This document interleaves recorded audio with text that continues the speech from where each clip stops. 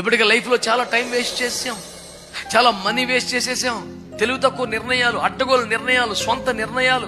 దేవుని ఆలోచన పొందుకోం, దైవజనుల ఆలోచన పొందుకోం, భర్త ఆలోచనలు తీసుకోం, భార్య చెబుతున్న మాటను ఆలకించం, సరైన ఆలోచనకర్తలుగా మనం వాక్యాన్ని పెట్టుకోం. అంత మైండ్కి ఏది తోస్తే అది, ఎట్లా నడిస్తే అట్లా వెళ్ళిపోవటమే. ఇప్పటికే జీవితంలో పడ్డ బాధలు, తిన్న దెబ్బలు సరిపోలేదా? ఇప్పటికైనా ప్రభుని అడుగు, అయ్యా మా దినమును లెక్కించు మాకు నేర్పు. నామకార్థ సంఘంలో ఇంతకాలం బతికాం, అబద్ధ బోధలో అసత్యములు ఎంతకాలం బతికాం, ఎన్ని నెలలో ఇంతకాలం బతికాం, ఉపదేశం లేని చోట ఇంతకాలం బతికాం, రాకడకు సంఘమును సిద్ధపరచని చోట బతుకుతున్నాం. ఇన్ని సంవత్సరాలు అయిపోయింది, ఇట్లా అయిపోయింది. లెక్క పెట్టుకో. నువ్వు ఎంత లెక్క పెట్టినా గతాన్ని కానీ భవిష్యత్తులో లెక్క పెట్టడానికి మనకేం లేదుగా. ఒక క్షణం కూడా మంది కాదుగా. నెక్స్ట్ మినిట్ మంది కాదు, నెక్స్ట్ సెకండ్ మంది కాదని మనకు అర్థమవుతున్నప్పుడు మనం వేస్ట్ చేసిన సంవత్సరాలు మన కళ్ళ ముందు కనపడితే అసలు సరైన భయము, పశ్చాత్తాపం రావాలి.